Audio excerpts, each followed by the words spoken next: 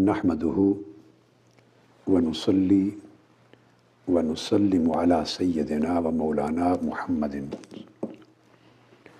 رسولہ النبی الامین المکین الحنین الکریم الرؤوف الرحیم اما بعد فاعوذ باللہ من الشیطان الرجیم بسم اللہ الرحمن الرحیم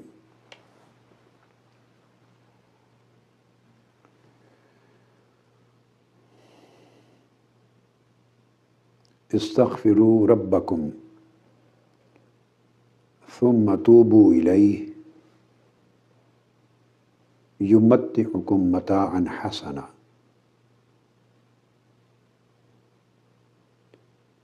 وقال اللہ تعالی فاستغفروہ ثم توبوا الیہ ان ربی قریب مجیب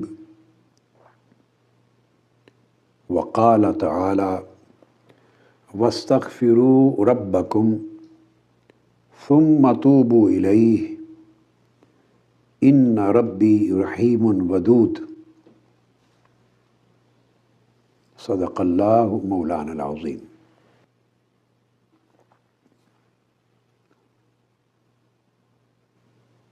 معزز علماء کرام، رفقائے اعظام، خواتین و حضرات،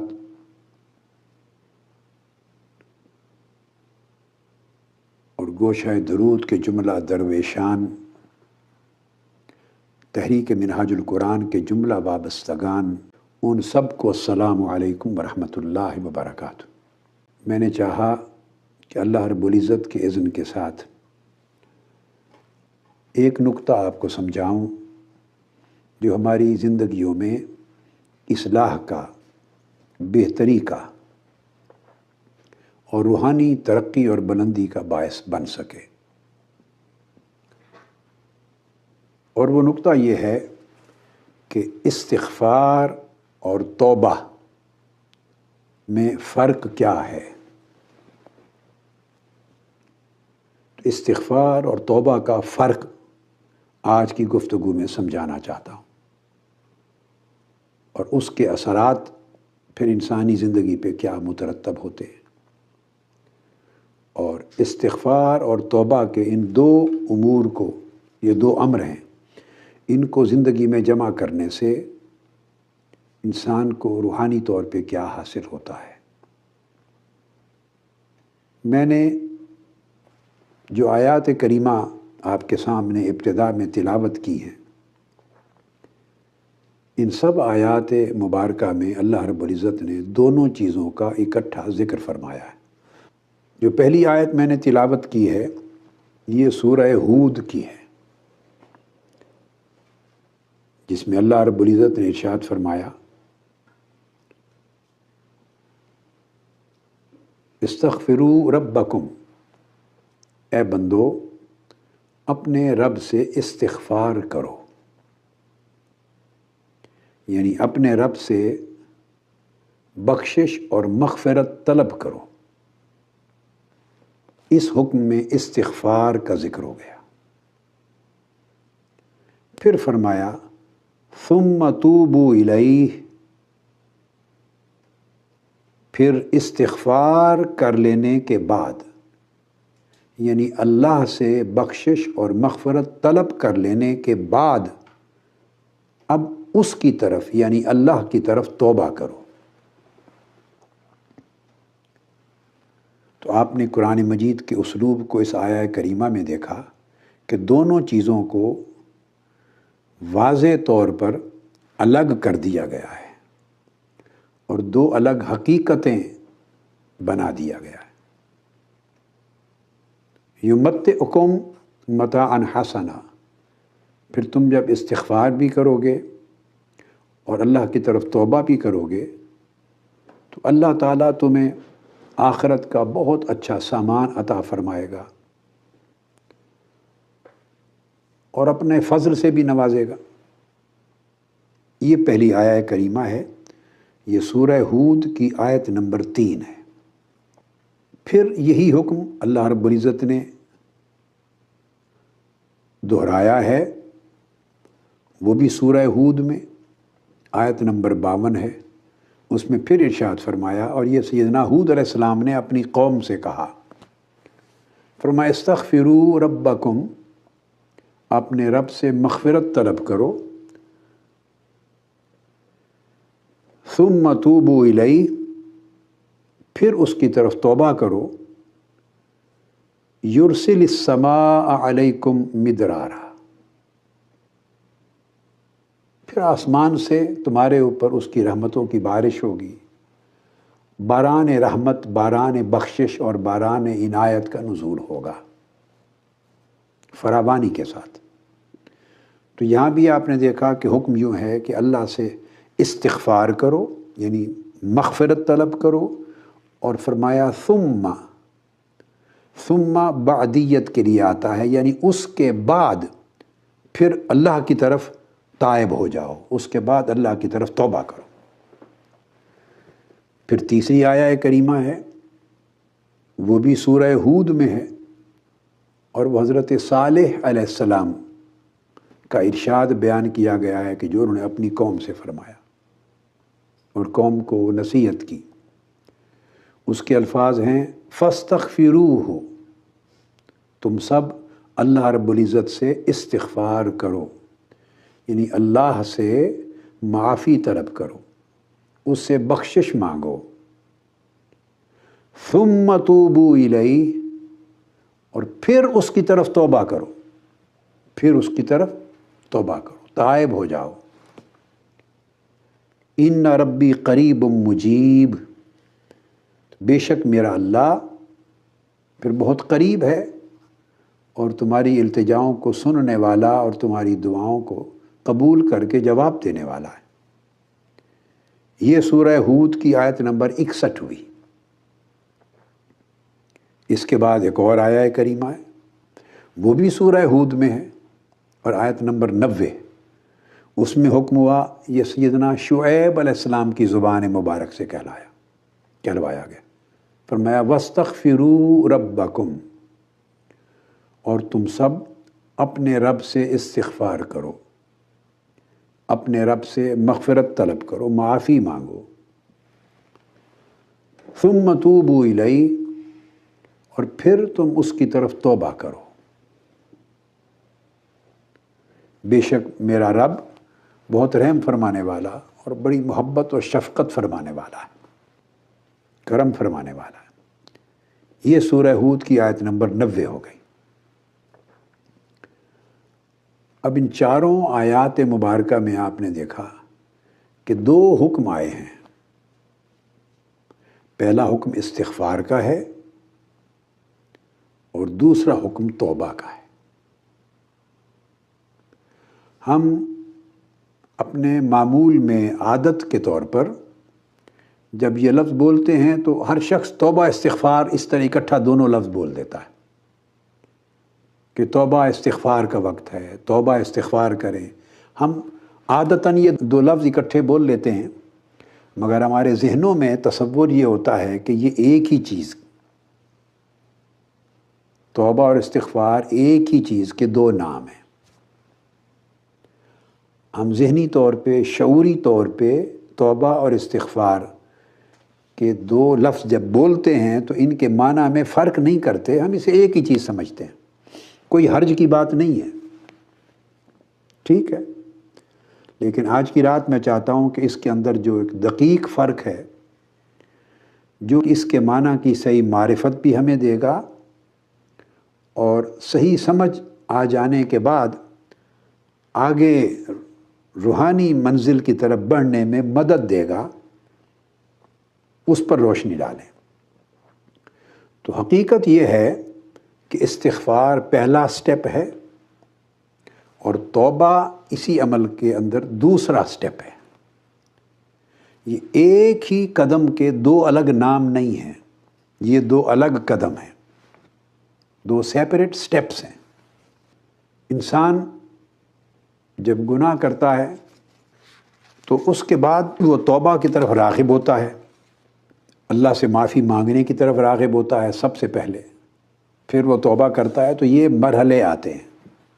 اور یہ مرحلے ذہن میں رکھ لیں، تب ہی آتے ہیں جب اللہ تبارک و تعالیٰ اسے توفیق دیتا ہے، ورنہ وہ گناہوں پہ گناہ کرتا چلا جائے گا اور اسے شعور بھی نہیں ہوگا اپنے ڈوبنے کا، اپنے ہلاک ہونے کا، اور اس کے اندر یہ فکر دامنگی ہی نہیں ہوگی اپنے آپ کو بچانے کی، ہلاکت سے بچانے کی اور فلاح کی طرف جانے کی۔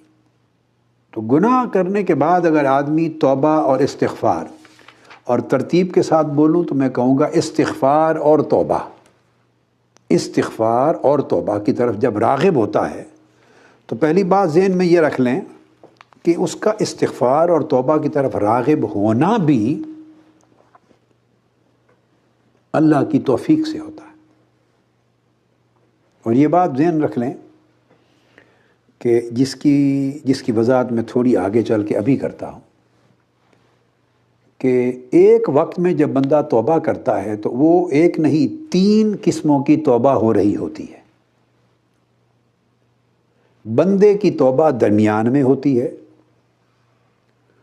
درمیان میں بندے کی توبہ ہوتی ہے، اور اس کے آگے پیچھے 2 قسموں کی توبہ اور ہوتی ہیں۔ وہ پہلی توبہ اور آخری توبہ، انہوں نے بندے کی توبہ کو اول آخر اپنے دامن میں، اپنے احاطہ میں، اپنے دائرے میں گھیرا ہوا ہوتا ہے۔ تو بندے کی توبہ سے پہلے بھی ایک توبہ ہوتی ہے اور بندے کی توبہ کے بعد میں بھی ایک توبہ ہوتی ہے۔ اب آپ سوچیں گے کہ بندے کی توبہ تو سمجھ میں آ گئی، وہ درمیان میں ہے تو اس کے آگے اور پیچھے اول اور آخر وہ 2 قسموں کی توبہ، وہ کس کی ہے؟ وہ اللہ رب العزت کی توبہ ہے، وہ اللہ کی توبہ ہے۔ اس لیے آپ قرآن مجید میں پڑھتے ہیں اور ہمیشہ علماء سے سنتے ہیں اور خود پڑھتے اور جانتے بھی ہیں کہ بندہ بھی تائب ہے اور اواب بھی ہے، تواب بھی ہے، تو بندہ بھی توبہ کرتا ہے، اور اللہ رب العزت نے اپنی شان میں یہ نام، صفاتی نام یہ بھی بیان کیا ہے کہ انہ هو التواب الرحیم، اور کہیں فرمایا لوجد اللہ تواب الرحیم، تو اللہ بھی تواب ہے۔ تو جب ہم بندے کو کہتے ہیں، بندے کی توبہ کا ذکر کرتے ہیں تو یہ کہتے ہیں توبہ کرنے والا۔ جب اللہ کی توبہ کا ذکر کرتے ہیں تو ہم اس کا معنی کرتے ہیں بندے کی توبہ قبول فرمانے والا۔ یہ تو عرف عام میں ایک فرق ہے، لیکن آج ہم اس کو ذرا زیادہ وضاحت کے ساتھ سمجھیں گے۔ قبل اس کے کہ میں اس نقطے پر آؤں، ایک چیز یہاں میں کہنا چاہوں گا، گناہ اتنا بڑا ظلم نہیں جتنا گناہ کر کے توبہ نہ کرنا، یہ بڑا ظلم ہے۔ اللہ رب العزت نے اپنے بندوں کو معصوم نہیں بنایا، معصوم نہیں بنایا۔ انسان کو جو تخلیق فرمایا فرشتوں کی خلقت سے مختلف، تو بندے کے اندر جو اس کی خلقت اللہ رب العزت نے بنائی ہے، تو اسی خلقت میں یہ گنجائش تو تھی کہ اس سے خطا ہو سکتی ہے، اس سے گناہ ہو سکتا ہے۔ اگر خطا اور گناہ سے پاک بنانا تھا تو اسے انسان کی بجائے فرشتہ بنا دیا جاتا۔ فرشتے معصوم بنائے گئے ہیں، فرشتے معصوم بنائے گئے ہیں۔ انسان کے اندر اللہ رب العزت نے یہ مادہ رکھا ہے، تو گویا اللہ بھی یہ توقع نہیں کرتا کہ چونکہ انسان ہے اس سے نہ کبھی خطا سرزد ہو نہ کبھی گناہ سرزد ہو، یہ امید اللہ بھی نہیں رکھتا ہم سے، وہ ہمارا خالق ہے۔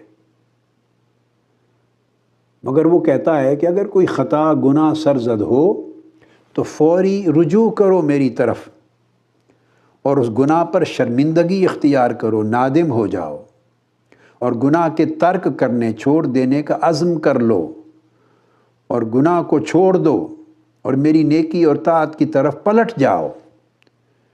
اگر گناہ سرزد ہو تو پھر انسان یہ عمل کرے، یہ حفاظت ہے۔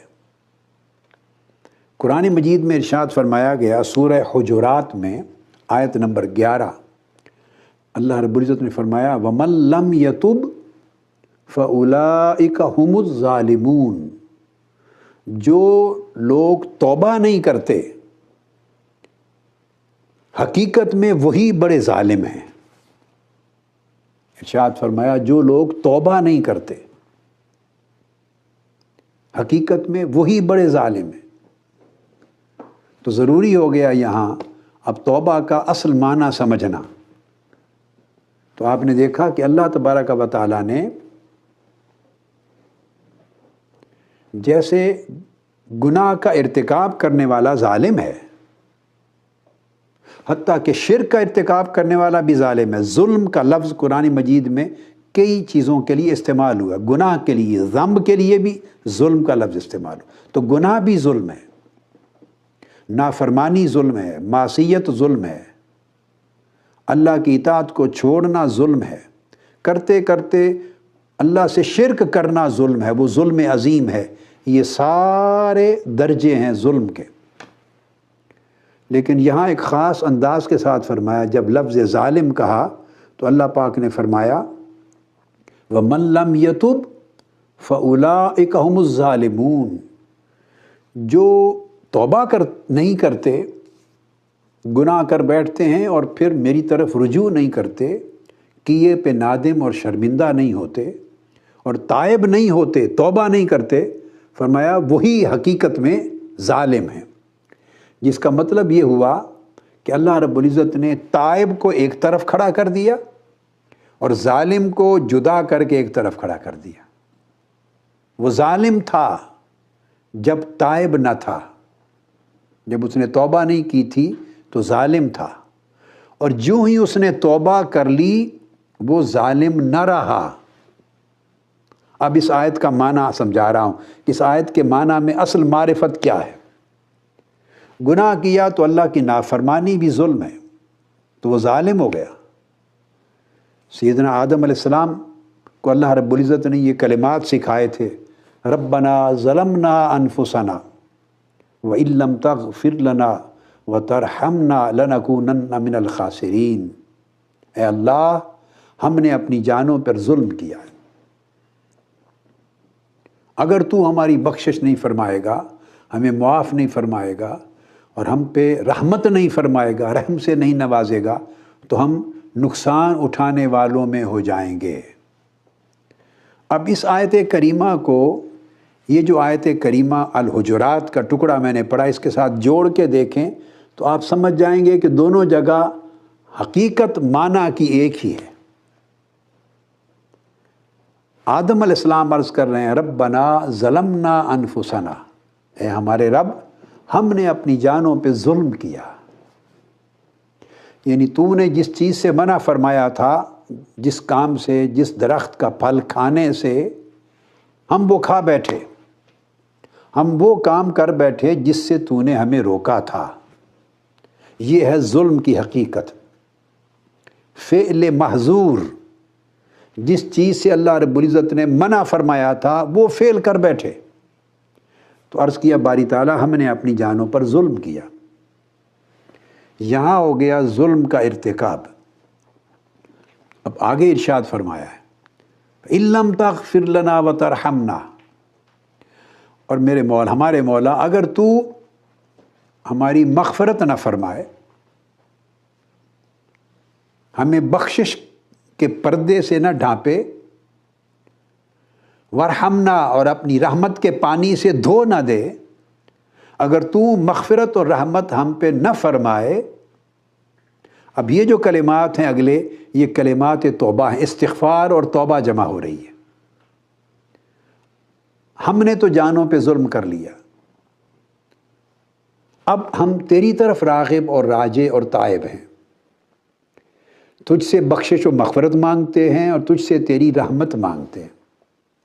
اگر تو نے ہمیں دے دی اپنی بخشش و مغفرت اور اپنی رحمت ہم پہ کر دی، بخشش اور رحمت سے تو نے ہمیں نواز دیا تو ہم ظالم نہیں رہیں گے۔ وہ ظلم جو ہم نے اپنی جانوں پہ کیا تھا وہ ظلم مٹ جائے گا، ہم ظالم نہیں رہیں گے۔ اور اگر تو نے اپنی بخشش اور اپنی رحمت ہم پہ نہ فرمائی تو اب آخر پہ عرض کیا لَنَكُونَنَّ مِنَ الْخَاسِرِينَ، پھر یقیناً ہم نقصان اور خسارہ اٹھانے والوں میں ہوں گے، یعنی ہم پھر ظالم بن جائیں گے۔ اب ہم نے ظلم کیا ہے، مگر اس ظلم کے ہو جانے کے باوجود تیری بخشش اور رحمت ہمیں ظالموں کے شمار سے نکال سکتی ہے، بچا سکتی ہے۔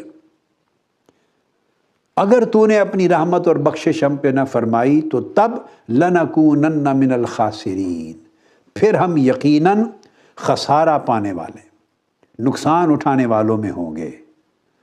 اب آپ نے دیکھا آیت کریمہ کے شروع میں کلمہ ربنا ظلمنا انفسنا، لفظ ظلم استعمال ہوا تھا، درمیان میں جو استغفار اور توبہ کی باتیں آ گئیں فَإِن لَمْ تَغْفِرْ لَنَا وَتَرْحَمْنَا، اگر تو نے ہماری بخشش نہ کی، یہ استغفار تھا، وَتَرْحَمْنَا، اور ہمیں توبہ کا درجہ عطا نہ کیا، توبہ کی نعمت عطا نہ کی، توبہ کی سعادت عطا نہ فرمائی۔ اب یہ دو چیزیں اگر تو عطا کر دے تو ربنا ظلمنا انفسنا مٹ جائے گا، اس کا نشان بھی نہیں رہے گا، وہ مٹ جائے گا۔ اور اگر تو نے بخشش و رحمت نہ فرمائی تو لَنَكُونَنَّ مِنَ الْخَاسِرِينَ، پھر ہم خسارہ اور نقصان اٹھانے والوں میں ہوں گے۔ اس کا مطلب خاسرین کا مطلب ہے ظالمین۔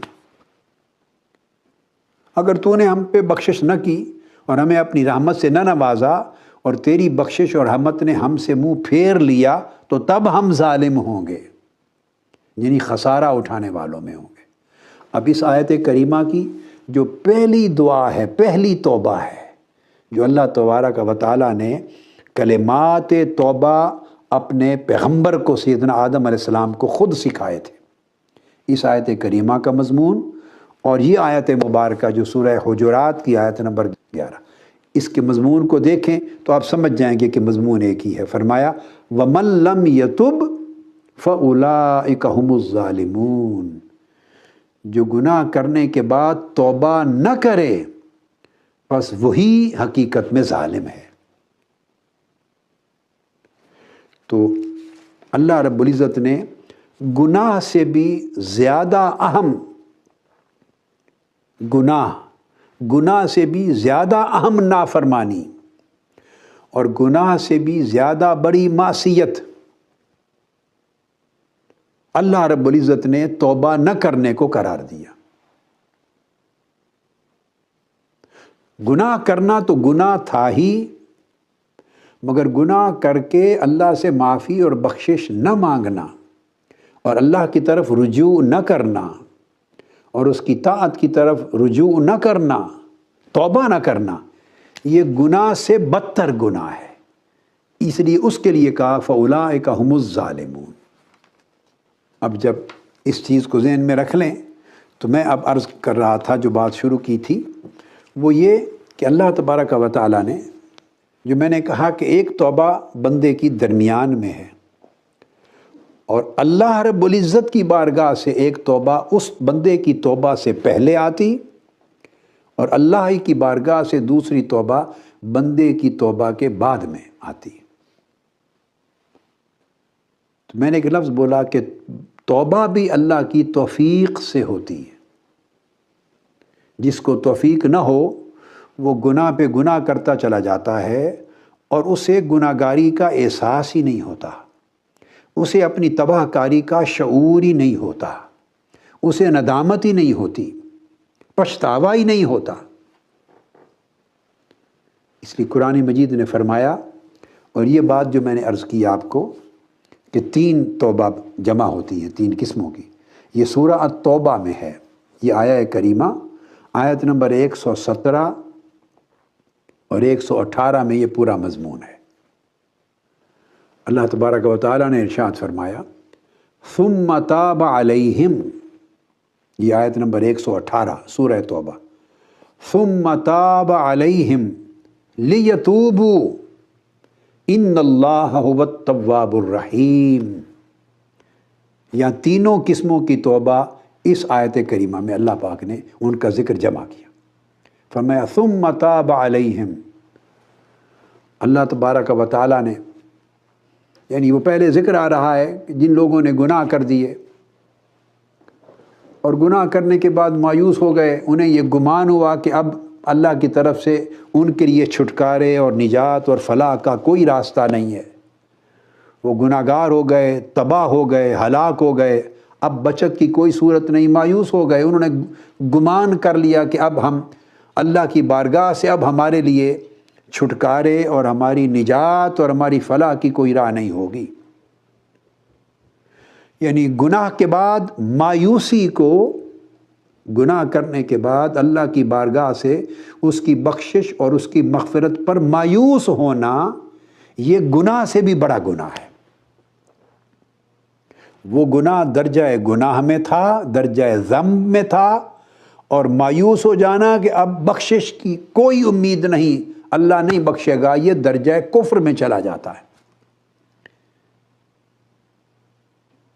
اب اس وجہ سے مایوسی اس کو تائب نہیں ہونے دیتی، یا مایوسی سبب بنتی ہے کہ بندہ توبہ نہیں کرتا، یا اللہ کی توفیق نہیں ملتی اور وہ گناہ پہ گناہ کرتا چلا جاتا ہے، گناہ پہ گناہ کرتا چلا جاتا ہے، اسے گناہ پہ ندامت ہی نہیں ہوتی، یا یہ عدم ندامت سبب بنتا ہے اس کے توبہ نہ کرنے کا، یا مایوسی سبب بنتی ہے توبہ نہ کرنے کی، یا عدم ندامت، گناہ پر شرمندہ نہ ہونا، پشیمان نہ ہونا، یہ سبب بنتا ہے عدم توبہ کا۔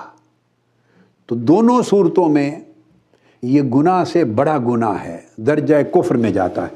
تو فرمایا ثم تاب علیہم، اس وقت جب گناہوں نے انہیں مایوس کر دیا تھا تو اللہ رب العزت نے ان بندوں پر توبہ فرمائی، اللہ نے ان پر توبہ فرمائی۔ اب یہ توبہ کیا تھی؟ توبہ کا اصل معنی ہوتا ہے رجوع کرنا، یہ بھی آگے سمجھاؤں گا۔ توبہ کا اصل معنی ہے رجوع کرنا، تو اس کا مطلب ہوا تو اللہ نے ان کی طرف رجوع فرمایا، اللہ نے ان کی طرف توجہ فرمائی، تو اللہ نے ان کی طرف رجوع فرمایا، ان پر توبہ فرمائی اللہ نے۔ تب لیتوبوا، اللہ نے ان پر توبہ فرمائی یعنی رجوع فرمایا تاکہ یہ گنہگار بندے اللہ کے حضور توبہ کریں۔ تو فرمایا اللہ نے ان پر توبہ فرمائی تاکہ یہ بندے اللہ کی طرف توبہ کریں۔ آپ دیکھیں کہ ایک ہی آیت میں کس طرح فرمایا، اللہ نے ان پر توبہ فرمائی تاکہ یہ گنہگار بندے اللہ کی طرف توبہ کریں۔ اور جب یہ دو قسموں کی توبہ کا ذکر ہو گیا، پہلے اللہ کی توبہ، اس کے بعد بندوں کی توبہ، اور پھر فرمایا تیسرے درجے میں ان اللہ هو التواب الرحیم، جب بندے اللہ کے حضور توبہ کرتے ہیں تو بے شک اللہ بہت توبہ کرنے والا ہے، اور توبہ کرنے والا سے پھر مراد توبہ قبول فرمانے والا۔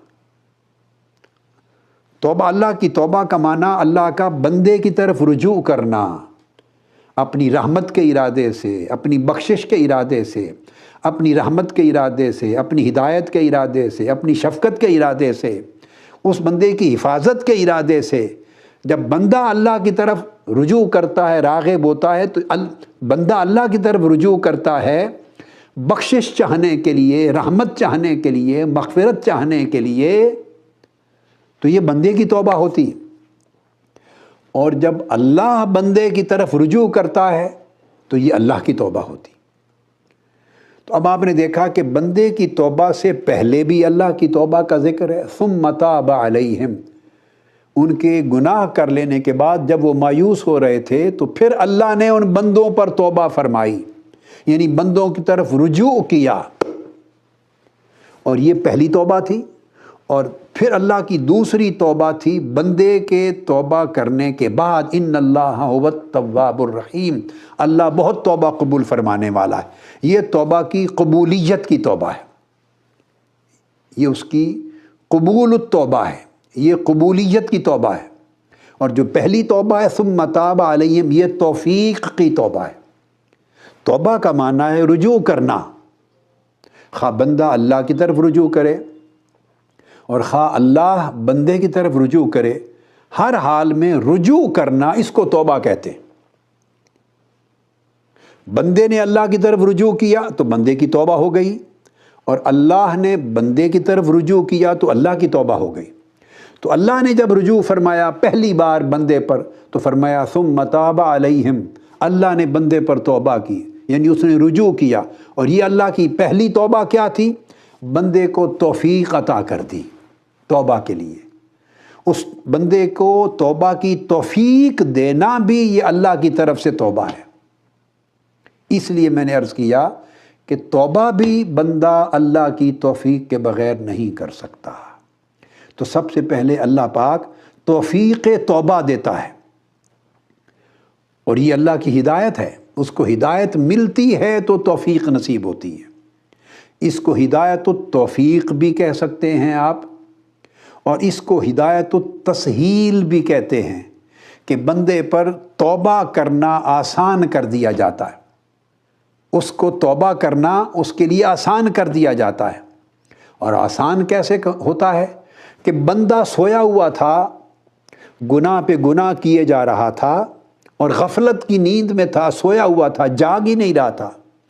اسے اپنے گناہ کی ہیبت کا اندازہ نہیں ہو رہا تھا کہ اس کا گناہ کتنا ہلاکت انگیز ہے، کتنا ہیبت ناک ہے، کتنا تباہ کن ہے، اس کی آخرت کو کتنا تباہ کر دے گا، اس کا انجام کتنا برباد کر دے گا، اس کا دل کتنا سیاہ ہوتا جا رہا ہے، اور ایمان کا نور کتنا مٹتا چلا جا رہا ہے، اور سیاہی آتی جا رہی ہے، اور بندہ کتنا اللہ سے دور ہوتا چلا جا رہا ہے، دھتکارا جا رہا ہے۔ یہ سب کچھ ہو رہا تھا، گناہوں پہ گناہ کے نتیجے میں یہ سب کچھ ہوتا رہتا ہے، لیکن بندے کو احساس نہیں ہوتا۔ جب بندے کو احساس نہیں ہوتا تو اس احساس کے نہ ہونے کو کہتے ہیں کہ بندہ غفلت کی نیند میں ہے۔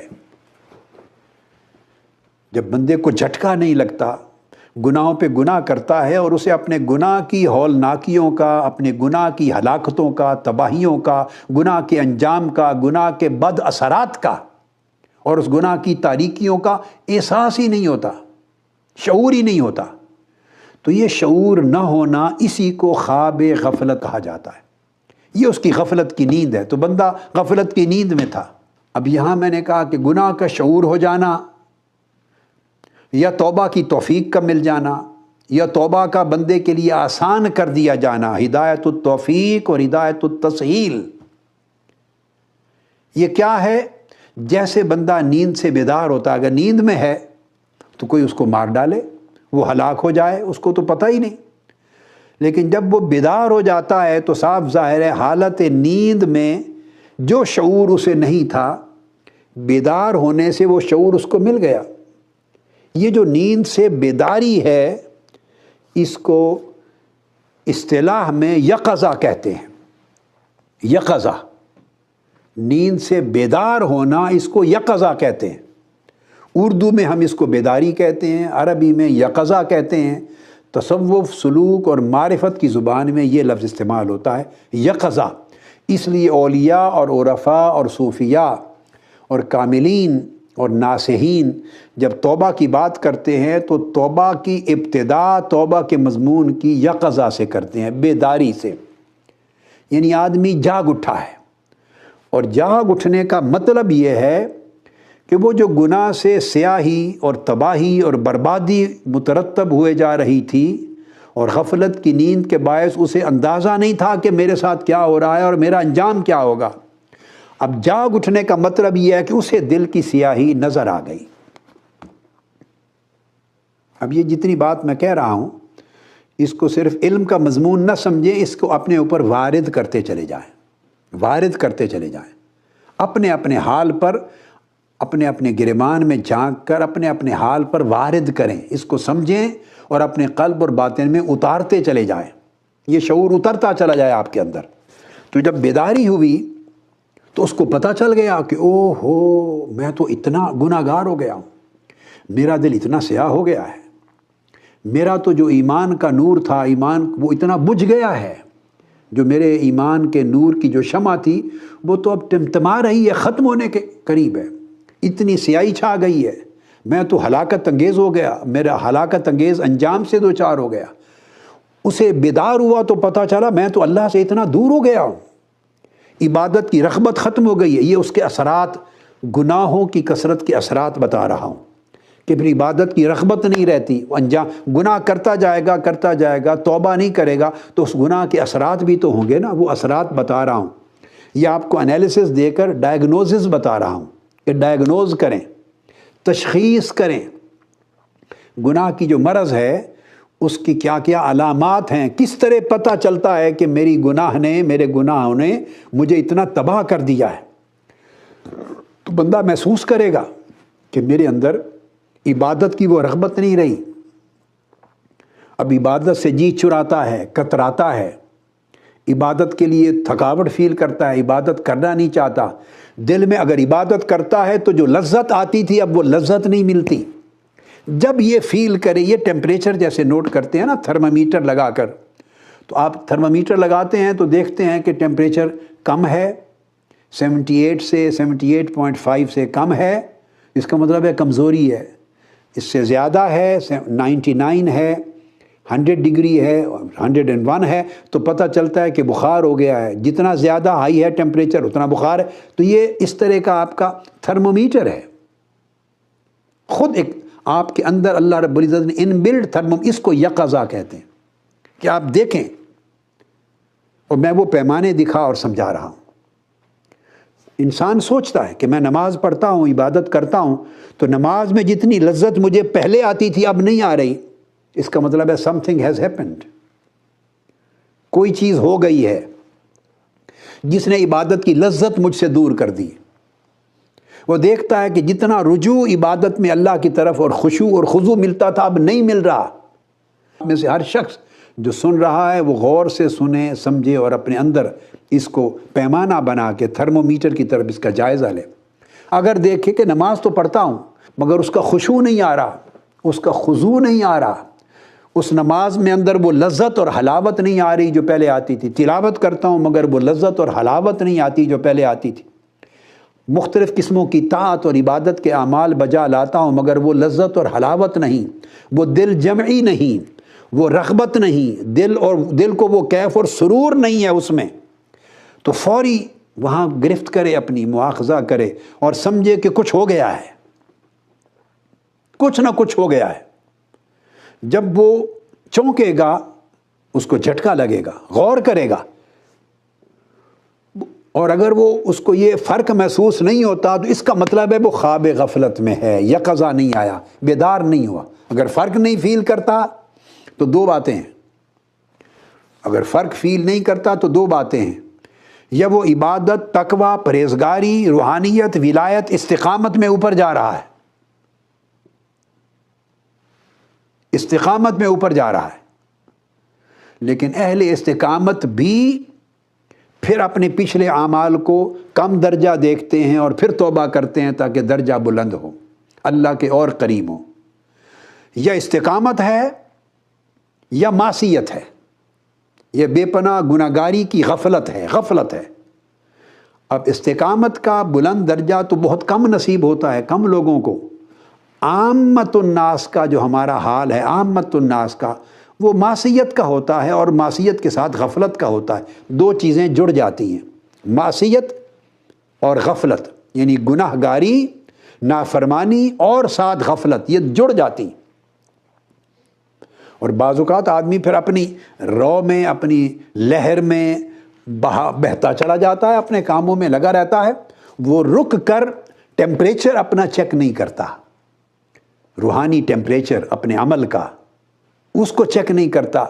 اور وہ چیک کرنے کا طریقہ بڑا سادہ بتا دیا، آپ کو کسی سے پوچھنے کی ضرورت نہیں، مجھے ٹیلی فون نہیں کرنے کی ضرورت، یہ مجھے خط لکھ کے پوچھنے کی ضرورت نہیں، ای میل کرنے کی ضرورت نہیں، کسی کے پاس جا کے پوچھنے کی ضرورت نہیں۔ ہر شخص کے پاس ان بلٹ تھرمومیٹر ہے، آپ رکھ کے ہر بندہ اپنا ٹیمپریچر نوٹ کر لیتا ہے نا۔ ہر نماز پڑھیں تو آپ دیکھ لیں اس میں اگر رغبت اور لذت اور حلاوت اور دل جمی اور خشوع و خضوع وہی ہے تو الحمدللہ اللہ کا شکر ادا کریں. زیادہ بہتر ہے تو اللہ کا اور شکر ادا کریں اور مزید طلب کریں. اور اگر کم ہے تو بیدار ہو جائیں، کچھ ہو گیا ہے جس نے ڈیمیج کیا ہے اس کو. جیسے بھئی آپ اپنی جسمانی صحت کا خیال کرتے ہیں نا، اچانک دیکھتے ہیں بھئی آپ ذرا ہاتھ میرا پتہ نہیں کچھ ہو گیا ہے، ہاتھ کی گرفت اتنی نہیں رہی، تو آپ پریشان ہو کے ڈاکٹر کے پاس جاتے ہیں، نیورو سرجن نیورو فزین کے پاس جاتے ہیں، پتہ نہیں کیا ہو گیا، میرا ہاتھ سن ہو رہا ہے، آپ فوری جاتے ہیں. آپ کا بھی گلا بیٹھ گیا ہے، آپ فوری جاتے ہیں. نزلہ زکام ہو گیا ہے، فوری نوٹس کرتے ہیں نا اپنی سر میں درد ہو رہی ہے، پہلے درد نہیں تھی تو فریش تھا، اب سر درد ہو گیا ہے تو آپ کو سمجھ آ جاتا ہے نا. چھوٹا چھوٹا عارضہ لائق ہوتا ہے، کہیں پین ہو رہی ہے پتہ چل جاتا ہے، جسم میں دردیں ہیں فوری پتہ چل جاتا ہے. تو جسم ہے نا، تو جسم کا ہم نوٹس لیتے رہتے ہیں، ہر لمحہ نوٹس لیتے ہیں. بیک میں درد ہو رہی ہے، یہ ہو رہا ہے، فلاں ہو رہا ہے، ہزار امراض ہیں، عوارض ہیں. چھوٹا سا عارضہ بھی جسمانی لاحق ہوتا ہے تو ہم فوری اس کا نوٹس لیتے ہیں. یعنی ہمارا شعور کام کرتا ہے جسم کے معاملات پر، جسم کے معاملات پر. اب آج کی رات یہ سبق سیکھنا ہے، اور یہ جو میرے دروس ہوتے ہیں اور خطابات وہ یہی سبق سکھانے کے لیے ہوتے ہیں کہ جس طرح ہم جسمانی عوارض کے بارے میں، جسم پہ یہ تکلیف ہو گئی، یہ ہو گئی، یہ مرض ہو گئی، یہ درد ہو گئی، یہ مشکل ہو گئی، ان جسمانی عوارض کے بارے میں ہم اگنورنٹ نہیں رہتے، بلکہ ہم اس کے لیے بڑے ویجیلنٹ رہتے ہیں اور ہمیں خبر رہتی ہے، شعور رہتا ہے، فوری پتہ چل جاتا ہے. اس طرح روحانی عوارض پر بھی ویجیلنٹ رہنا چاہیے. روحانی عوارض پر، باطنی عوارض پر بھی ویجیلنس ہونی چاہیے اسی طرح، اور وہ ویجیلنس بھی اسی طرح آسان ہے. آپ دیکھیں نماز میں نے آپ کو سارا سمجھا دیا، روزے میں، طاعت میں، تلاوت میں، عبادت میں سمجھا دیا. اب کبھی اس سے بڑھ کر، یہ تو ابتدائی حالت ہے، ابتدائی جب آدمی گناہ سے تائب نہیں ہوتا تو اس کے اثرات ہوتے ہیں. پھر اس سے بڑھ کر غفلت اور جب بڑھتی ہے تو عمل چھوٹ جاتا ہے، نماز چھوٹ جاتی. تو پہلے یہ تھا کہ نماز چھوٹنے ہی نہیں پاتی تھی، ممکن ہی نہیں کہ نماز آپ کی چھوٹ جائے. اور اگر کسی وجہ سے ایک نماز چھوٹے تو آپ بےتاب ہیں، بے چین ہیں، سکون ہی نہیں آئے گا، پریشان ہیں، آپ کا سکون ہی لٹ گیا کہ کیسے ہو گیا، میری نماز رہ گئی.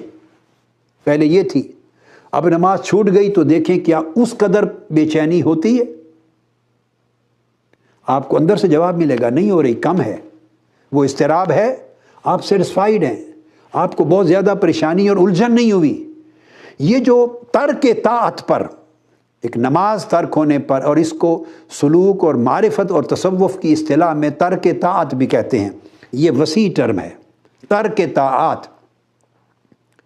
کہ اگر کوئی عبادت اور طاعت کا، نیکی کا عمل ترک ہو گیا، تو پہلے ترک ہوتا نہیں تھا، اب ترک ہونے لگا، تو you have to be vigilant. کیوں ہو رہا ہے ترک؟ تو وہ گناہوں نے، نافرمانیوں نے، معصیت نے اپنا اثر کرنا شروع کر دیا ہے، اور وہ بڑھ رہی ہیں اور دل سیاہ ہو رہا ہے. پھر آپ نے دیکھا کہ اب تھوڑی سی بے چینی ہوتی تھی، وہ بھی نہیں ہوتی. تو اس طرح غفلت جیسے جیسے بڑھتی چلی جائے ویسے ویسے فکر ختم ہوتا چلا جاتا ہے. تو گویا دل مردہ ہوتا جا رہا ہے. مردہ، پہلے دل مریض تھا، اس سے پہلے صحت مند تھا. جب ہر وقت طاعت میں آپ کو خوشی ہوتی تھی، طاعت میں لذت تھی، طاعت میں کیفیت تھی، طاعت میں حلاوت تھی، طاعت کی طرف بڑھتے تھے، اللہ کی قربت کی طرف بڑھتے تھے، وہ سرور ملتا تھا، خوشی ملتی تھی طاعت میں، تو دل زندہ تھا اور دل کی زندگی میں قوت میں اضافہ ہوتا تھا. جو طاعت کی لذت کم ہوتی گئی تو مطلب ہے دل بیمار ہوتا گیا، اور کم ہوتی گئی دل بیمار ہوتا گیا. گناہ پہ شرمندگی کم ہوتی گئی، بے چینی کم ہوتی گئی تو دل اور بیمار ہوتا ہوتا مردہ، حتیٰ کہ بے چینی ہونا بند ہو گئی تو دل مردہ ہو گیا. اس کو مردہ دل کہتے ہیں. تو کبھی دل صحت مند ہوتا ہے، کبھی دل مریض ہوتا ہے، کبھی دل مردہ ہوتا ہے، اور کبھی دل بہت قوی ہوتا ہے، اقوی. اسی طرح یہ کیفیات ہوتی ہیں. تو اللہ رب العزت کی توفیق کے ساتھ یہ متعلق ہیں یقظہ، بیداری. تو دعا کیا کریں کہ اللہ بیداری عطا کرے. سب سے پہلے آج کی رات اس کو دعا کو کریں کہ اللہ بیداری عطا کرے، کہ آپ کو اپنے حال پر باخبر رکھے. نقصان ہو رہا ہے تو نقصان سے بے خبری نہ ہو. یہ حالت نہ ہو جائے کہ نقصان بھی ہوتا رہے اور آپ کو خبر ہی نہ ملے، پھر یہ دعا کریں کہ نقصان سے بچاؤ ہو، آپ روک سکیں حالت۔ تو اللہ پاک نے فرمایا پھر اللہ نے ان پہ رحم کیا اور ان کو توبہ کی توفیق دے دی، یعنی توبہ کا خیال آ گیا ان کے دلوں میں اور توبہ کی آرزو ہو گئی، اور اللہ سے معافی مانگنے کے لیے ان کی طبیعتیں راغب ہو گئیں۔ لیتوبو، پھر وہ اللہ کی طرف راغب ہوئے، راجع ہوئے، انہوں نے توبہ کی۔ ان اللہ هو التواب الرحیم، پھر اللہ نے ان کی توبہ قبول فرما لی۔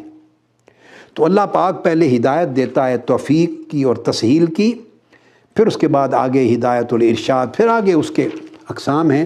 تو یہ میں نے ایک نقطہ جو سمجھانا تھا کہ توبہ کی اس طرح اللہ پاک نے 3 درجے بنا دیے ہیں اور استغفار الگ سمجھا دیے۔ اب اس پہ آ جاتے ہیں جو بات شروع کی کہ پھر استغفار اور توبہ میں فرق کیا ہے۔ گناہ تو گناہ ہو گیا، گناہ کو سمجھ لیں ہر اللہ کے حکم کی امر کی نافرمانی گناہ ہے۔ ہر وہ کام جو اللہ نے کرنے کا فرمایا اس کو نہ کرنا گناہ ہے، اور ہر وہ شے جس کو اللہ پاک نے چھوڑنے کا فرمایا یا ہر وہ کام جسے اللہ پاک نے نہ کرنے کا حکم دیا اس کا کرنا گناہ ہے۔ جس کا حکم تھا کرنے کا وہ نہ کیا تو گناہ ہے، اور جس کے نہ کرنے کا حکم تھا وہ کر بیٹھے تو گناہ ہے۔ اس لیے امر اور نہی دونوں چیزیں اس مرتبے میں آ گئیں۔ اب گناہ کبھی بڑا ہے کبھی چھوٹا ہے، بڑا ہوتا ہے تو وہ کبائر میں آتا ہے، چھوٹا ہے تو صغائر میں آتا ہے۔ تو گناہ میں یاد رکھ لیں جب بندہ گناہ کرتا ہے تو گناہ سے جب معافی مانگتا ہے اللہ رب العزت سے تو اس معافی مانگنے کو استغفار کہتے ہیں۔ یہ بات یاد رکھ، جب معافی مانگتا ہے اللہ پاک سے تو استغفار کہتے ہیں، اور استغفار معافی مانگنا کیا ہے اس کو کہتے ہیں المفارقۃ عن الذنب۔ معافی مانگنا یہ ہے کہ گناہ کو چھوڑ دینا۔ ایک ہے زبان سے مانگنا، ایک ہے دل سے مانگنا، ایک ہے بدن سے مانگنا۔ معافی مانگنا زبان سے، دل سے، جسم سے۔ زبان سے کلمہ معافی طلب کرنے کا کی ادا کرے، دل سے اس پر نادم ہو، شرمندہ ہو، اور بدن سے عملاً چھوڑ دے، ترک کر دی معصیت۔ یہ استغفار کے 3 درجے، یعنی 3 جز ملے تو یہ عمل استغفار بنا۔ زبان سے کلمہ کہا، اللہ سے معافی مانگی، اے اللہ معاف فرما دے۔ دل سے اس کیے پر گناہ پر ندامت ہوئی، شرمندگی ہوئی، اور بدن سے، جسم سے اس گناہ کے عمل کو ترک کر دیا، چھوڑ دیا۔ میں دہرا کے سمجھا رہا ہوں، یہ 3 چیزیں، 3 امر ملے تو استغفار ہوا۔ یہ ہے معافی طلب کرنا۔ تو آج رات آپ معافی طلب کریں اور ہر رات طلب کریں اور ہر روز طلب کریں۔ آقا علیہ الصلوۃ والسلام صحابہ کرام کے ساتھ بعض اوقات ایک ہی مجلس میں بیٹھے ہوئے 100 بار استغفار فرماتے تھے۔ یہ کوئی ضروری نہیں کہ صرف آدمی سالانہ معافی مانگنے کا اہتمام کرے۔ ہم سالانہ والے لوگ ہو گئے ہیں نا، عمر میں ایک مرتبہ کرنے والے لوگ، سالانہ کرنے والے لوگ، ہفتہ وار کرنے والے لوگ، ماہانہ کرنے والے لوگ۔ یہ جب طبیعتوں میں غفلت آ جاتی ہے اور اعمال صالحہ کی اہمیت نہیں رہتی اور گناہ کثرت کے ساتھ زندگی پہ چھا جاتے ہیں، پھر ہم بڑے بڑے وقفوں کے بعد جا کے رجوع کرتے ہیں۔ مومن وہ ہے کہ ہر لمحہ اللہ کی طرف راغب اور راجع اور تائب رہتا ہے۔ ہر لمحہ اس کی طبیعت، اس کا دل، اس کی روح، اس کا قلب، اس کا من اللہ کی طرف ہر لمحہ راجع رہتا ہے، تائب رہتا ہے۔ تو توبہ دراصل ایک دائمی کیفیت ہے، دائمی۔ تو میں توبہ سے پہلے استغفار کی بات ختم کر لوں تو یہ میں نے معنی سمجھا دی، استغفروا ربکم، اپنے رب سے استغفار کرو۔ استغفار کا مطلب ہے معافی طلب کرو، اور معافی طلب کرنا 3 چیزوں کو جمع کرنے کا نام ہے۔ زبان سے معافی مانگیں، دل سے کیے ہوئے گناہ پر شرمندہ ہوں اللہ کے حضور، اور بدن سے اس کو ترک کر دیں، چھوڑ دیں۔ جب آپ نے چھوڑ دیا تو یہ مفارقہ ہوا، اس گناہ سے آپ جدا ہو گئے۔ تو گناہ سے جدا ہونے کا نام استغفار ہے. گناہ سے جدا ہونے کا نام استغفار ہے. یہ طلب مغفرت ہے. پہلی بات فرمایا ثم توبوا الیہ، پھر اس کی طرف توبہ کرو. اور توبہ ہے الرجوع الی الطاعہ، گناہ سے الگ ہو جانا استغفار، اور نیکی کی طرف پلٹ جانا یہ ہے توبہ. اب آپ دونوں کا فرق سمجھ گئے. اگر گناہ پر شرمندہ ہوئے اور گناہ سے جدا ہو گئے تو استغفار ہوا، مگر نیکی کی طرف، طاعت کی طرف، عبادت اور اللہ کی بندگی کی طرف پلٹے نہیں تو توبہ نہیں ہوئی. گناہ سے جدا ہوئے تو استغفار ہوا، اور جدا ہونے کا بھی معنی بتا دیا، صرف زبان کا نہیں، زبان سے بھی، دل سے بھی، بدن سے بھی. یہ جب مفارقہ کامل ہوا، زبان سے بھی، دل سے بھی، بدن سے بھی، زبان سے معافی مانگی، دل سے اپنے کیے ظلم پر ندامت، شرمندگی کی عمل پر، اس کیے پر، اور بدن سے ترک کر دیا، اس عمل کو چھوڑ دیا. تو یہ چیزیں تینوں ملی تو اس سے تو ہوا استغفار. توبہ ابھی نہیں ہوئی. اب آپ اتفاق کریں گے میری بات سے کہ ہماری پوری زندگی میں ہم جو کچھ توبہ کے نام پہ کرتے ہیں دراصل وہ صرف استغفار ہوتا ہے. ہم توبہ میں داخل ہی نہیں ہوتے. تو استغفار دروازہ ہے. توبہ پھر آگے اس کے اندر گزر کے پھر گھر آتا ہے، سین آتا ہے. اور انابہ پھر اس کے بعد سین چھوڑ کے اندر کمرے میں، حجرے میں داخل ہوتے ہیں تو انابہ آتی ہے. تو یہ تو استغفار ہے، صرف دروازے پر کھڑے ہیں، معافی مانگ لی، گناہ کو چھوڑ دیا. بھئی یہ تو ایک ظلم کیا تھا، نافرمانی کی تھی، اللہ کی نافرمانی کی تھی، اس کو ترک کر دیا.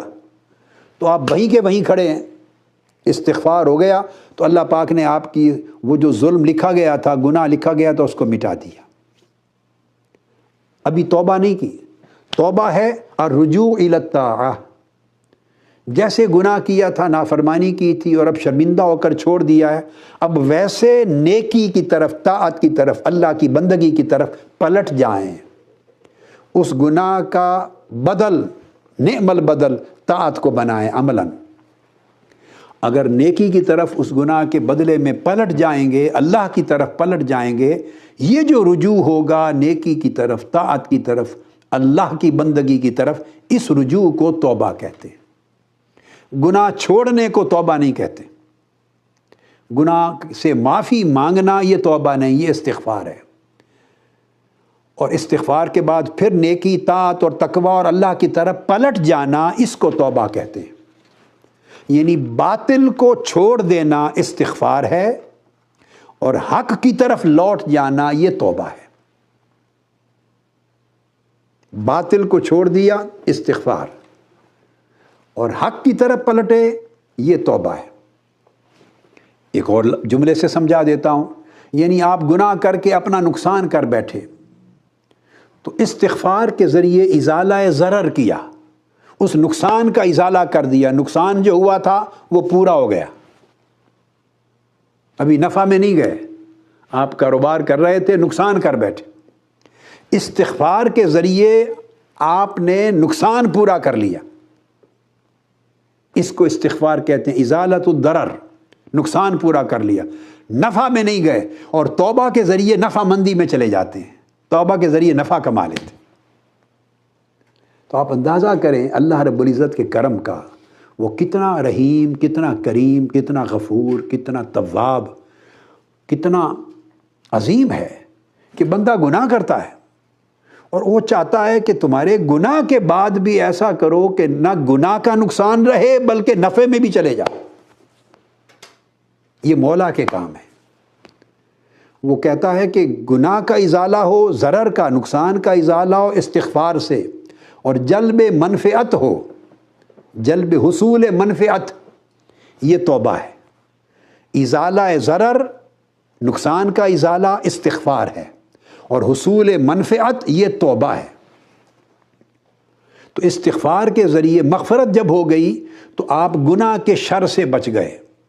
مغفرت کا جو لفظ ہے آپ دیکھیں، ایک جب آپ جنگ لڑتے ہیں تو سر کے اوپر وہ پہنتے ہیں موٹا سا لوہے کا، پہلے زمانوں میں میدان جنگ میں ہوتے تھے۔ اب بچے جو موٹر سائیکل چلاتے ہیں تو اس کے اوپر بھی وہ ہیلمٹ پہنتے ہیں، ہیلمٹ تاکہ گرے بندہ تو چوٹ نہ لگے۔ اس کو عربی میں مغفر کہتے ہیں، ہیلمٹ کو مغفر مغفرت اور غافرہ سے ہے۔ اس کا مطلب یہ ہے کہ جب آپ نے استغفار کیا، گناہ سے معافی مانگی اللہ کے حضور، اللہ نے معاف کر دیا، تو گویا آپ نے مغفر پہن لیا۔ اب وہ جو چوٹ لگنے کا امکان تھا اس سے بچ گئے، جو ٹھوکر آئی تھی اس سے بچ گئے، ٹھوکر لگنے سے بچ گئے، لیکن دوسرے دشمن پر حملہ نہیں ہوا، اٹیک نہیں ہوا دشمن پر، آپ وہیں کے وہیں کھڑے، اپنے آپ کو بچا لیا گناہ سے، تو حصول منفعت نہیں ہوئی۔ جب توبہ کی تو آپ نے شیطان پہ اٹیک کر دیا۔ پہلے آپ نے زرہ پہن لی تھی، زرہ تو دشمن کے حملے سے بچا لیا تھا استغفار سے کے ذریعے، دشمن کے حملے سے بچ گئے، مگر دشمن کا کچھ نہیں گیا، شیطان کا کچھ نہیں گیا۔ جب آپ نے توبہ کی تو شیطان کا نقصان کیا، پہلے شیطان نے آپ کا نقصان کیا تھا، آپ نے استغفار کر کے نقصان پورا کر دیا۔ اب آپ نے توبہ کی، اللہ کی طرف رجوع کیا، اب آپ نے شیطان کا نقصان کر دی، پلٹ کر شیطان پر حملہ آور ہوئے۔ تو اللہ چاہتا ہے کہ ایسے کمزور نہ بنو کہ شیطان ہی تم پہ حملہ کرتے رہے اور تم توبہ معافی مانگ کے بس اپنے آپ کو اس نقصان کا ازالہ ہی کرتے رہو، بچاتے رہو، تو اس طرح تو شیطان چڑھائی کرتا رہے گا۔ نہیں، فرمایا کہ صرف بچاؤ کرنے والا نہ بنو، شیطان پر حملہ کرنے والے بھی بنو۔ استغفار اس طرح ہے جیسے آپ کھیلتے ہیں ہاکی یا فٹ بال کھیلتے ہیں، تو آپ دیکھتے ہوں کہ فیلڈ میں جب دونوں طرف کی ٹیمیں، تو کہتے ہیں کہ ایک ٹیم کے اوپر ایک طاقتور ٹیم ہے تو ہر وقت آپ کے گول کے اوپر ان کا پریشر رہتا ہے، ہر وقت ہاف کے بعد آپ کی طرف بھی کھیلتے رہتے ہیں گیم۔ باکسنگ میں بھی ایسا ہوتا ہے، آپ دیکھتے ہیں دو باکسر لڑتے ہیں، ایک طاقتور ہے ایک کمزور ہے، تو وہ ہر وقت اٹیک کرنے کی پوزیشن میں ہے اور کمزور بالکل رنگ کے ساتھ لگ کے بس ڈیفینس ہی کرتا رہتا ہے، اور وہ موسٹلی اس کے حلقے میں آ کے اٹیک کرتا رہتا ہے۔ فٹ بال میں آپ کے گول ٹیم کی آپ کے گول پر پریشر رہتا ہے، ہاکی میں آپ پر پریشر، آپ ڈیفینس کرتے رہتے ہیں۔ یہ ڈیفینس کرنا، بچانا، یہ استغفار ہے، استغفار۔ تو آپ نے اس پریشر کو دبا رکھا ہے، مٹا لیا، جو نقصان ہوا تھا اس سے بچا لیا۔ اور توبہ کیا ہے؟ توبہ یہ ہے کہ نیکی کا پریشر بڑھا کر دوسرے شیطان کے گول پر حملہ آور ہونا، اس پر پریشر کرنا۔ آپ نے ہاف کو کراس کر کے، تو آپ جب ہاف کے اندر رہیں گے اللہ کے بندو، تو کسی وقت بھی گول ہونے کا ڈر ہے، تو آپ کمزور رہے نا۔ تو جب طاعت میں، عبادت میں، نیکی میں کمزور ہے تو شیطان کسی وقت بھی، اگر اب گول نہیں کر سکا دوسری بار کر لے گا، اب نہیں کر سکا تو آپ استغفار ہی کرتے رہیں گے تو کسی لمحے وہ گول کر لے گا، خواہ پینلٹی سے کر لے، خواہ وہ کارنر ہٹ کر کے کر لے، وہ گول ہی کر لے گا، کسی وقت سیدھا ہی گول کر لے، کیونکہ آپ کے اوپر ہی پریشر ہے نا۔ تو استغفار سے پریشر ریلیز نہیں ہوتا، نقصان کا بچاؤ ہوتا ہے۔ توبہ آگے بڑھنا ہے، یہ پروگریسو ایکٹ ہے، آگے بڑھنا ہے۔ توبہ یہ ہے کہ دشمن پہ اٹیک کرتے ہیں، اب شیطان پر اٹیک کیا، اس کا سر تو پھوڑنا نہیں آپ نے، نہ اس کا بازو توڑ دینا ہے۔ شیطان پر حملہ کیا ہے؟ نیکی کرنا، سجدے میں گر جانا، عبادت کر لینا، نوافل پڑھ لینا، سجدہ ریز ہو جانا، طاعت اختیار کر لینا، گناہوں کو چھوڑ کر عبادت کی زندگی میں آ جانا، سچائی کرنا، وعدہ وفائی کرنا، سخاوت کرنا، دوسرے سے بھلائی کرنا۔ جب آپ نیکیوں کا عمل شروع کر دیتے ہیں تو آپ نے گویا شیطان کے گول کر اس کے اوپر اپنا پریشر ڈیولپ کر لیا، اب آپ طاقتور ہو گئے۔ توبہ بندے کو روحانی طور پہ طاقتور کرتی ہے۔ تو کثرت کے ساتھ استغفار کرے تاکہ بچاؤ رہے، اور کثرت کے ساتھ بندہ توبہ کرے تاکہ نیکی میں اضافہ اور اللہ کی قربت نصیب ہو۔ جب یہ چیز آپ کی ذہن نشین ہو گئی تو اب سیدنا عمر فاروق رضی اللہ تعالیٰ عنہ ارشاد فرماتے ہیں، اور حضرت ابی بن کعب رضی اللہ تعالیٰ عنہ، یہ قرآن مجید کی جو آیت کریمہ آئی ہے نا، یہ وہ اسی معنی میں ہے جو قرآن مجید میں آپ کثرت کے ساتھ اس آیت کریمہ کو سنتے ہیں جس میں فرمایا یا ایھا الذین آمنوا توبوا الی اللہ توبۃ نصوحا۔ یہ جو توبہ نصوح کا لفظ آپ نے سنا ہے کثرت کے ساتھ، توبہ نصوح کا معنی یہی ہے۔ نصوح ناصحہ سے ہے، اسی سے نصیحت بھی ہے۔ یہ مبالغے کا صیغہ ہے ارادے میں، قصد میں، جیسے شکور اور صبور، اس طرح نصوح۔ اس کا مطلب ہے نصوح کا صاف ستھرا ہو جانا، بالکل خالص ہونا، کوئی میل کچیل اور ملاوٹ نہ رہے، کوئی غش اور شوب نہ رہے، ملاوٹ نہ رہے۔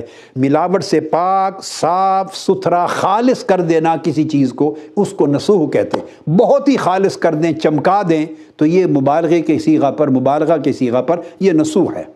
تو توبہ نصوح کا مطلب ہے، ابھی تک توبہ کو سمجھایا میں نے، اب ایک سٹیپ اور آگے بڑھ رہے ہیں۔ پہلے استغفار سمجھایا، پھر توبہ بتائی، اب توبہ نصوح۔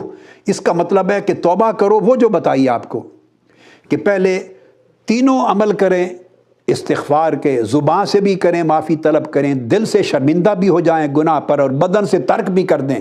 استغفار پورا ہوا، اب توبہ کریں، اور توبہ یہ کہ طاعت کی طرف رجوع کریں، اللہ کی طرف رجوع کریں، اللہ کی بندگی کی طرف رجوع کریں، اللہ کی رضا کی طرف، اللہ کی قربت کی طرف، یہ درجے ہیں۔ اللہ کی طرف رجوع کریں، رجوع کر لیا تو پھر آپ پلٹ کر نیکی کی طرف بڑھ گئے، آگے چلے گئے، استغفار اور توبہ ہو گیا۔ اب پھر توبہ نصوح، اور توبہ کی تو توبہ بھی نصوح والی کریں، یعنی ملاوٹ سے پاک توبہ۔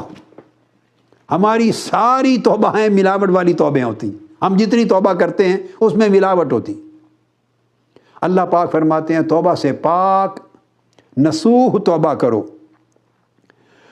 اور وہ کیا ہے، اس کی تعریف کی سیدنا فاروق اعظم رضی اللہ تعالی عنہ اور سیدنا ابی بن کعب رضی اللہ تعالی عنہ فرماتے التوبۃ النصوح ان یتوب من الذنب ثم لا يعود الیہ کما لا يعود اللبن الی الدرع۔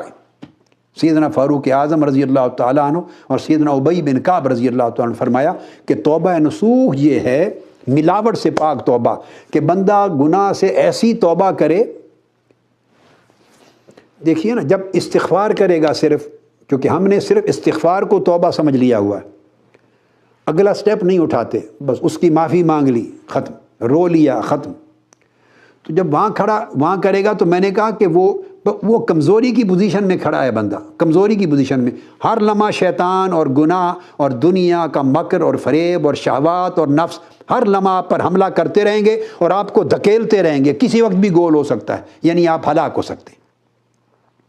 جب توبہ کرنے کا مطلب اب نیکیوں کی طرف بڑھ جائیں، اتنا نیکیوں کی طرف بڑھیں کہ دشمن دب جائے، پیچھے ہٹے، نفس پیچھے دبے، شیطان پیچھے دبے، دنیا کے حملے پیچھے دبے، آپ طاقتور ہوں، ایمان میں، قوت میں، تقوی میں، پرہیزگاری میں، اللہ کی طاعت میں طاقتور ہوں۔ اور اب اس توبہ کو نصوح رکھیں، اور فرمایا کہ وہ نصوح یہ ہے کہ گناہ سے ایسی توبہ کریں کہ پھر اس کی طرف پلٹ نہ سکیں، ثم لا يعود الیہ، گناہ سے ایسی توبہ کرنا کہ پھر بندہ گناہ کی طرف پلٹے نہیں، پلٹ نہ سکے۔ اور پھر آپ نے مثال دی کیسے نہ پلٹے، جیسے ماں کا دودھ ماں کے سینے سے آ جاتا ہے، بچے کو جب پلاتی ہے تو جو دودھ نکل آتا ہے وہ ماں کی چھاتی میں، سینے میں پلٹ نہیں سکتا۔ یا جانوروں سے جب آپ دودھ دوتے ہیں تو جانوروں نے چارہ کھایا تھا نا، زراعت میں، فیلڈ میں جا کے چارہ کھایا تھا، تو چارہ کھا کے تو اس خوراک نے ان کا دودھ بنایا۔ تو جب دودھ آپ نے نکال لیا تو دودھ بنا تو وہیں سے تھا نا جو ان کی خوراک تھی، اور خوراک تو فیلڈ سے آئی تھی، کسان نے جو کچھ اگائے تھے پٹھے اور جو کچھ اس کے جو اگائے تھے سبزہ چارہ، وہی کھا کے تو الٹیمیٹلی وہ کیمیکلی چینج ہوتا دودھ بنا تھا۔ اب دودھ جب بن گیا تو پلٹ کے دودھ چارہ نہیں بن سکتا۔ دیکھیے نا دودھ کی بیک گراؤنڈ کیا ہے۔ آپ خون کو لے لیں، یہ تو سیدنا فاروق اعظم رضی اللہ تعالیٰ عنہ اور سیدنا ابی بن کعب نے مثال دی کہ جیسے دودھ پلٹ کر، جانوروں کا دودھ پلٹ کر دوبارہ چارہ نہیں بن سکتا، یا ماں کا دودھ واپس چھاتی میں نہیں جا سکتا۔ اب آپ خون کی مثال لے لیں، خون کہاں سے بنتا ہے؟ آپ پراٹھا کھاتے ہیں، آپ گوشت کھاتے ہیں، آپ پلاؤ کھاتے ہیں، آپ خوراک کھاتے ہیں، جو کچھ ہم کھاتے پیتے ہیں، یہ سارا کچھ جو کھاتے ہیں بھائی وہ ہمارے معدے میں جاتا ہے، اور وہاں جا کے کیموس اور کیلوس کے پروسیس ہوتے ہیں، کیمیکل ایکشنز ہوتے ہیں، اور وہ مختلف عوامل سے گزرتا اسی میں سے خون بن جاتا ہے، اور اسی خوراک میں سے ماں کے لیے دودھ بن جاتا ہے، اور اسی خوراک میں سے اور کھائے پیے میں سے پانی بن جاتا ہے جو پیشاب بن کے نکلتا ہے، اور اسی خوراک میں سے خون بھی بنتا ہے، اسی خوراک میں سے دودھ بھی بنتا ہے۔ تو جو چیز جو بننی تھی بن گئی، اب آپ اپنے اس دودھ کو یا اپنے خون کو یا پانی کو جو کچھ بھی بنا، کیا پلٹا کے واپس بدل سکتے ہیں اس کی اصل میں؟ دوبارہ اس سے چاول بنا سکتے ہیں؟ بولیے بھائی، وہ بریانی، وہ پلاؤ، یہ گوشت، وہ سالن، وہ روٹی میں پلٹ سکتے ہیں دوبارہ؟ نہیں پلٹ، ناممکن ہو جاتا ہے۔ اتنی کیمیکل چینجز ہو جاتی ہیں، کیمیکل چینجز کہ اس کے بعد اب پلٹ کر اصل حالت پہ بندہ نہیں جا سکتا، اس چیز کو نہیں لے جایا جا سکتا۔ فرمایا توبہ نصوح یہ ہے کہ بندہ نیکیوں کی طرف اتنا آگے بڑھ جائے اور اتنا بدل جائے، گناہ گاری سے بدل کے پرہیزگاری میں اتنا آگے نکل جائے کہ پھر وہ پلٹ کر اس گناہ کی طرف نہ جا سکے، اس کا ناممکن ہو جائے گناہ کی طرف پلٹنا۔ تو دوستو، جب گناہ کی طرف پلٹنا جس بندے کا ناممکن ہو جاتا ہے، وہ اللہ کی طرف سے حصار کامل میں آ جاتا ہے، اس کو ولی کہتے ہیں، وہ اللہ کا ولی ہو جاتا ہے۔ اور جب بندہ اتنا اہتمام کرنے لگ جائے تو پھر اس سے چھوٹے گناہ جو بندگی کا حصہ ہیں، انسانیت کا حصہ ہے، صغائر، سیئات، زلات، خطیئات، سیئات، صغائر، وہ خود بخود ان نیکیوں کے فیض سے اللہ پاک ان کو معاف بھی کرتا چلا جاتا ہے، بلکہ ان چھوٹے گناہوں کو نیکیوں میں بدلتا بھی چلا جاتا ہے۔ اللہ اتنا فیض دیتا ہے، اس سے پھر اللہ پاک اتنا فیض دیتا ہے۔ اب قرآن مجید میں ہے، سورہ نساء آیت نمبر 31، ارشاد فرمایا، اعوذ باللہ من الشیطان الرجیم، ان تجتنبوا کبائر ما تنہون عنہ نکفر عنکم سیئاتکم وندخلکم مدخلا کریما۔ فرمایا اگر وہ کبائر، وہ بڑے گناہ جن سے تمہیں روکا گیا ہے، وہ بڑے گناہ جن سے تمہیں روکا گیا ہے، اگر تم ان سے اجتناب کرو، بچ جاؤ، حفاظت میں آ جاؤ، پلٹ کر ان کی طرف نہ جا سکو، تم تقوی، پرہیزگاری، عبادت اور اللہ کی اطاعت اس کے حصار میں آ جاؤ، نہ جاؤ، تو نکفر عنکم سیئاتکم، ہم تمہارے چھوٹے گناہ خود بخود مٹا دیں گے، خود بخود مٹا دیں گے۔ اور دوسرے مقام پر فرمایا کہ وہ ان الحسنات یذہبن السیئات، وہ نیکیاں خود بخود چھوٹے گناہوں کو مٹا دیتی ہیں۔ اور وندخلکم مدخلا کریما، اور نہ صرف چھوٹے گناہوں کو مٹا دیں گے بلکہ کرامت والے مقامات جنت میں تمہیں داخل کر دیں گے۔ تو محنت جو کرنی ہے، ساری محنت وہ یہ کرنی ہے کہ پلٹ نہ سکے ادھر، تو زندگی آگے کی طرف بڑھے، یہ نہ لگا رہے آگے کبھی پیچھے، ایک قدم آگے ایک قدم پیچھے، یہ تماشا نہ لگا رہے۔ اور اس کے لیے محمد بن کعب القرظی، ان کی روایت ہے، وہ جلیل القدر تابعی ہیں، وہ بیان فرماتے ہیں کہ یہ جو توبہ نصوح جس کا میں نے ذکر کیا، یہ 4 چیزوں کو اکٹھا کرنے سے پوری ہوتی ہے۔ 4 چیزیں اکٹھی کرے، الاستغفار باللسان، جیسے میں نے پہلے کہا، زبان سے معافی طلب کرنا، اللہ سے بخشش مانگنا، استغفار کرنا۔ دوسرا والاقلاع بالابدان، بدن سے اس گناہ کو ترک کر دینا، بدن سے گناہ سے جدا ہو جانا، مفارقہ، جیسے میں نے کہا، گناہ سے علیحدگی اختیار کر لینا۔ ادمار و ترک العود بالجنان، تیسرا دل کا جو شرمندگی اور ندامت تھی تو دل میں اس گناہ کی طرف پلٹ کر نہ جانے کا عزم پختہ کر لینا، دل میں گناہ کی طرف لوٹ کر نہ جانے کا، گناہ کو ترک کر دینے کا عزم پختہ کر کے دل میں رکھ لینا۔ اور پھر اس کے بعد فرمایا مہاجرت و سیء الاخوان، اور جو برے لوگ ہیں ان سے مہاجرت، علیحدگی اختیار کر لینا، برے لوگوں کی صحبت سے علیحدگی اختیار کر لینا۔ 3 چیزیں میں نے پہلے بتا دی تھی चौथी चीज़ ऐड हो गई, फरमाया कि फिर तौबा को तौबा नसूह बनाने के लिए ये भी लाजिम है कि बुरे लोगों की सोहबत छोड़ दी जाए, क्योंकि बुरे लोगों की सोहबत तौबा को ज़ायल कर देती है, तौबा को ज़ायल कर देती है, कमज़ोर कर देती है, तौबा को तौबा नसूह नहीं रहने देती।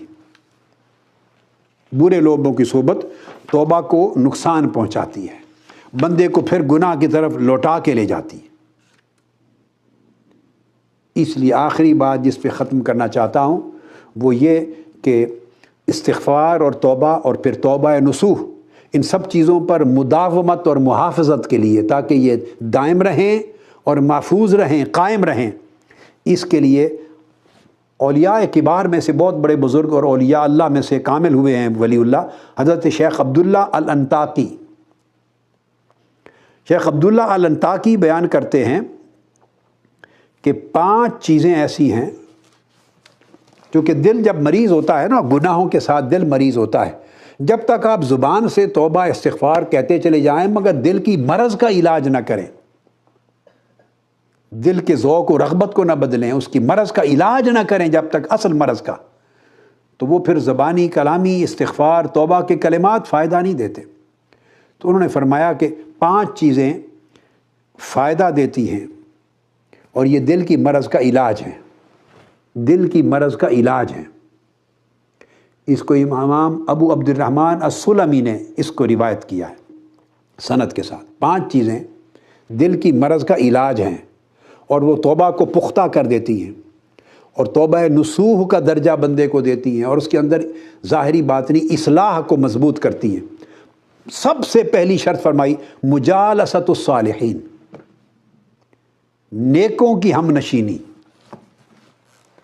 इब्तिदा यहाँ से की, सबसे पहली नेक सोहबत। उसमें फरमाया जो पहला कौल मैंने बताया उसमें बुरी सोहबत से बचना, बुरों की सोहबत तर्क कर देना, क्योंकि सोहबत असर करती है, पता नहीं चलता, वक्त के बाद जाके अंदाज़ा होता है। उस वक्त आदमी बहुत कुछ खो चुका होता है, लुट गया होता है बहुत कुछ, और फिर पलट के आना, कंपनसेट करना, इजाला बड़ा मुश्किल होता है। तो उसके लिए फरमाया कि बुरों की सोहबत से बचो, बैठो ही नहीं। ज़रूरी नहीं उसको आप बुरा बुरा रट लगाएं, गाली गलोच करें, नहीं, बस अपने आप को बुरी सोहबत से बचाएं। और मुजालसतुस सालिहीन, इसलिए हमने रफ़ाकत का लफ्ज़ रखा, मिनहाजुल कुरान की संगत का नाम रफ़ाकत, सालिहीन की रफ़ाकत में रहो, बस नेकों की मुजालसत में रहो। हसुना उलाइका रफ़ीक़ा, अल्लाह पाक ने कुरान मजीद में फरमाया ये कितने अच्छे रफ़ीक और कितने अच्छे दोस्त हैं, संगत में रहो। और संगत की आज तो 100 किस्में हैं, 100 शक्लें हैं। संगत सुनने से भी संगत मिलती है, देखने से भी मिलती है, कलाम मजलिस में बैठने से भी मिलती है, उनकी तालीमात को मानने से भी मिलती है, क़ल्बी ताल्लुक़ रखने से भी मिलती है। अब संगत की बड़ी शक्लें आज के ज़माने में अल्लाह पाक ने बढ़ा दी हैं। पहले वक्तों में तो जिस्मानी सफ़र कर कर के मुश्किल से जाके बैठने का मौका मिलता था, अब तो टीवी आ गया है, कंप्यूटर है, इंटरनेट है, ऑनलाइन है, आप ऑन करते हैं तो बैठते हैं, संगत मिल जाती है, देखते हैं, सुनते हैं, किताब पढ़ते हैं, किताब किसी की पढ़ें वो भी संगत है। हम जो बड़ी हस्तियाँ गुज़र गईं, हम उनकी किताबों के ज़रिए ही उनकी संगत में रहते हैं। तो मुजालसतुस सालिहीन, जिस तरह की संगत मिल सके ये मुजालसत है, ये मुजालसत है, इसमें कोई शक नहीं है। तो नेकों की संगत में रहना एक। और दूसरी चीज़ फरमाई क़िराअतुल कुरान बित्तफ़क्कुर, कुरान मजीद की क़िराअत करना, उसका माना मफ़हूम समझ कर, तफ़क्कुर के साथ, गौर व फ़िक्र के साथ। जब गौर व फ़िक्र और तफ़क्कुर के साथ कुरान की क़िराअत करते हैं तो कुरान आपसे हम कलाम होता है, तो आप कुरान की सोबत में चले जाते हैं, कुरान मजीद की सोबत में चले जाते हैं। और कुरान मजीद की सोबत में जाना अल्लाह की सोबत में, क्योंकि कुरान का कलाम अल्लाह का कलाम। तीसरा खलाउल बत्न मिनत ताम, खाना इतना ना खाना कि यहाँ सांस लेने की जगह भी ना रहे, तो इतना खाना कि खला रहे बत्न में, कुछ खला रह जाए, जगह खाली रहे, پیٹ میں خلا چھوڑنا، کھانے کے بعد بھی اتنا کھانا۔ ہم کھانا کھاتے ہیں تو اس کی سادہ سا طریقہ آپ کو پتہ نہیں چلتا، پیٹ بھر جانا، ڈگار نہیں آتا، یعنی اس کا مطلب ہے پیٹ اتنا بھر گیا ہے، اور ڈگار آنے کا مطلب ہے کہ جگہ چھوڑی ہے۔ یہ ایک بڑا سادہ سا آپ کو ایک فینومینن سمجھا دیا۔ تو پہلی صالحین کی مجالست، سنگت اور صحبت، دوسرا قرآن مجید تفکر، غور و فکر کے ساتھ پڑھنا، تلاوت کرنا، تیسرا پیٹ بھر کے نہ کھانا، اتنا کھانا کہ جگہ بچے، اللہ کے ذکر کی جگہ بچے، سانس کی جگہ بچے، وہاں رغبت، اللہ کی عبادت کی رغبت کی جگہ بچے، جسم بے حال نہ ہو جائے کھا کر۔ تیسرا یہ فرما کر دیا، اور چوتھا قیام اللیل، پھر رات کو قیام کرنا، اور قیام اللیل مغرب سے شروع ہو جاتا ہے، یاد رکھ لیں کہ یہ اولیاء نماز مغرب کے بعد کے جو نفل ہیں اوابین کے، کوئی 2 پڑھے، 4 پڑھے، 6 پڑھے، 8 پڑھے، 20 پڑھے، جتنے بھی پڑھے فرض نماز اور سنت کے بعد، ان نفلوں کو، اوابین کے ان نفلوں کو قیام اللیل شمار کرتے۔ کتب میں اولیاء کرام کئیوں کو اس وقت کی نماز کو قیام اللیل سے بھی افضل، پچھلی رات سے بھی، اپنے اپنے اوقات کی تفضیل ہے۔ تو مغرب کے بعد شروع ہو جاتا ہے، پھر عشاء کی نماز ہے، وہ بھی قیام اللیل کا حصہ ہے، نفل پڑھیں، پھر رات کو جس وقت بھی فجر سے پہلے پڑھ لیں، وہ بھی قیام اللیل ہے۔ تہجد نصف شب پڑھیں، آخر شب پڑھیں، اول لیل پڑھیں، رات میں کچھ ضرور قیام کریں اللہ کے حضور، سجود کریں اللہ کے حضور، رات کی نماز کو مس نہ کریں۔ اللہ پاک نے مغرب سے لے کے فجر تک سارے درمیانی عرصے کو اللیل بنایا ہے، اور اس لیل کے درمیان جب بھی قیام کریں یہ قیام اللیل ہے، جو جتنا کریں۔ تو صرف مقصد یہ ہے کہ رات کے قیام کو اللہ پاک نے دن کے قیام پر فضیلت دی ہے، تو رات کے وقت قیام کریں، تہجد پڑھیں، نوافل پڑھیں، جاگیں، تلاوت کریں، قیام کریں، جاگیں، اللہ کو یاد کریں، استغفار کریں، درود پاک کریں، ذکر کریں، جو بھی ہے کچھ لمحے اللہ کے حضور رات کی تنہائی میں گزاریں۔ اور پانچواں التضرع عند الصبح، اور جب فجر پڑھیں، صبح کا وقت ہو تو اللہ کے حضور گریہ وزاری کریں، بچے بھی کریں۔